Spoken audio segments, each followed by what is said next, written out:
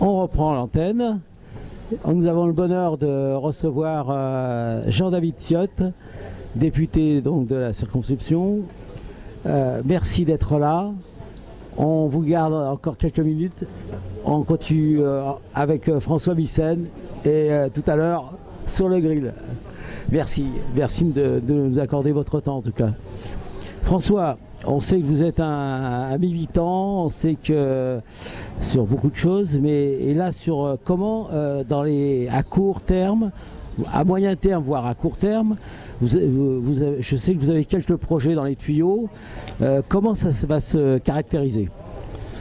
Eh bien, tenant compte, si vous voulez, de la difficulté d'avoir des liens avec la presse institutionnelle, notamment audiovisuelle, où il y a une certaine forme, je n'ai pas peur de le dire, de corporatisme, si vous voulez, je me suis dit, comment faire pour raconter Cuba que je connais bien, tout à fait, mais sur une autre dialectique, si je peux dire. Pour vous donner un exemple, le dernier reportage qui est en train, d'ailleurs, que je dois terminer, sur Guantanamo, c'est-à-dire Guantanamo ville, c'est-à-dire le contrepoint de ce que les gens de Guantanamo appellent la base américaine, qu'ils appellent Guanthollywood, si vous voulez. Donc, je raconte la ville de Guantanamo, l'autre Guantanamo, c'est-à-dire l'université, la plus grande maternité de Cuba, la culture, etc.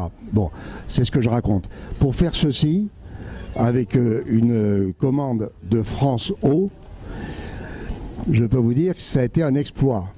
Un exploit, et un documentaire de ce style-là coûte environ entre 80 et 90 000 euros. Donc on connaît les difficultés qu'il peut y avoir, économiques qu'il peut y avoir en France et surtout dans la presse audiovisuelle, plus ce corporatisme que je dénonce, c'est-à-dire on se protège. Si vous n'avez pas l'assassinat d'une personne politique en direct, si vous l'avez, on va dire, ah, ça dépend. Ça dépend. ça dépend qui l'a fait. Député, vous m'avez sous la main. Voilà. Non, pardon. Donc voilà, on va vous dire, mais tu n'es pas de la rédaction, donc on n'en a pas besoin. Je caricature, hein, voilà. Donc j'ai imaginé la chose suivante sur Cuba, que je crois bien connaître.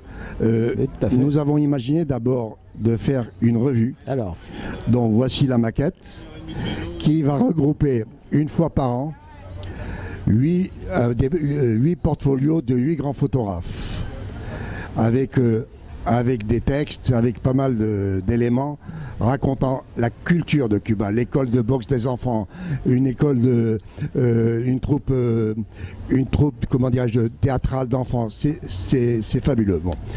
On a imaginé autre chose aussi, puisque tout passe par l'image, ce que nous sommes en train de faire, et que l'accès aux chaînes de télé est vraiment bloqué. Il y a quelque chose à laquelle je ne croyais pas auparavant, c'est-à-dire Internet. Comment fait-on pour faire des documentaires que quelques épiphious peuvent voir, et quelle est l'économie pour le faire? Aujourd'hui, le même documentaire que j'ai fait moi-même sur Guantanamo, dont l'enveloppe coûte à peu près entre 90 000 et 100 000 euros, on peut le faire pour 20 000 euros. Donc mon idée, c'est de faire 6 documentaires que j'appelle, on a déposé le concept, qui s'appelle Cuba Doc Série. Il y aura 6 documentaires de 52 minutes par an sur Cuba. Alors, vous ne verrez pas la discussion mesa redonda, mettons, entre Fidel Castro ou Raúl Castro et quelques personnes. Vous ne verrez pas le discours classique. Vous verrez des histoires sur la culture, etc. Donc, tout ceci, c'est ce que j'ai en train. D'autre part, voyez-vous, l'actualité m'amène à parler d'autre chose. C'est que j'ai découvert à Marseille, en lisant le journal une fois, que 2 jeunes BDistes qui font de la BD venaient d'avoir le prix de la Révélation à Angoulême. Formidable. Avec ce livre. Ils sont tout jeunes. De la BD. Ils racontaient qu'Inis, c'est le champion de la lutte sénégalaise. Et puis ils sont venus me voir pour me dire qu'est-ce qu'on peut faire avec vous. Et je leur ai raconté une histoire.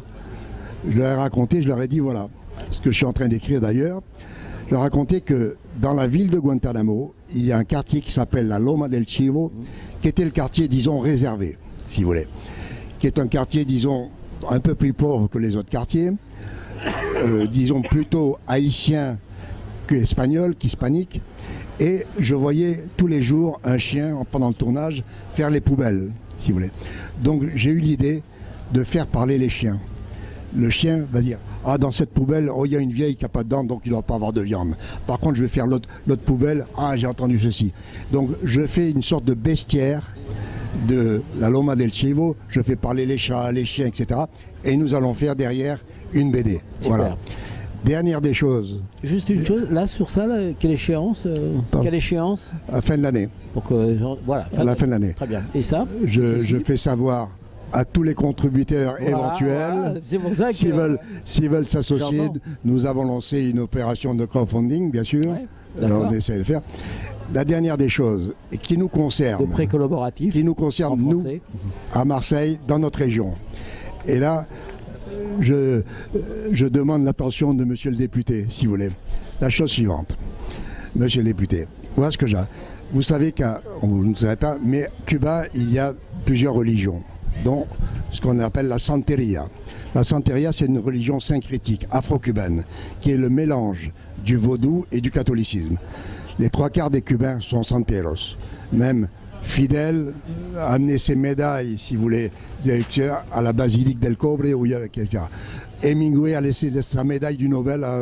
Donc, il faut aller à Cuba connaître ces histoires de Santeria. Or, qu'est-ce qui se passe? Il y a un pèlerinage très célèbre des dieux, la Santeria. Il y a 2 déesses, si vous voulez. Yemaya, qui est la déesse de la mer, et Ochun, qui est l'équivalent de la Vierge. Et Ochun, le pèlerinage a lieu le 8 septembre. Il y a un pèlerinage très important où on vient de 100 000 personnes qui viennent dans la basilique del Cobre, qui est la basilique d'Ochun. Et que, bon, j'ai fait tout le reportage en télévision, raconté, etc. Tout ça. Et je m'apprêtais à monter l'histoire pour la faire diffuser avant le 8 septembre prochain dans les télévisions, lorsque j'apprends qu'à Marseille, par une amie, qu'il y a des Marseillais bien blancs, un peu métèques comme moi peut-être, je ne sais pas, bien blancs, qui se dédient à cette religion. Et j'apprends quoi? En plein Marseille, rue de la République, des gens en blanc qui viennent et qui se prosternent dans un appartement devant le fundamento et qui font battre les tambours, etc. Tout ça, ça change tout. Il y a environ 300 Marseillais, la région même d'Aix-en-Provence sans doute, qui sont dans la Santeria, qui vont, etc. et qui se prosternent. Ça change tout parce que ce que je voulais faire pour expliquer pratiquement uniquement Cuba, ça nous concerne ici. Donc, alors qu'est-ce que j'essaye de faire?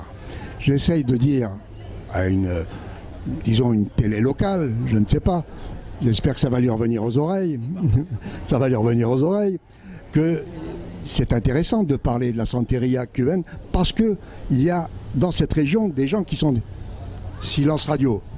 Là, je pense que je vais le faire, j'espère, avec un gros producteur. Je vais amener cette jeune femme là-bas. Donc voilà, tout ça Très pour bien. répondre à la question Merci, que me François. posait Jean-Jacques. Qu'est-ce qui me lie à Marseille, mais à Cuba? À Cuba, ouais. Marseille, c'est différent. Mais je n'ai pas que ça en tête, j'ai pas que Cuba, je connais bien l'Australie et Merci. d'autres pays. Voilà. Merci François.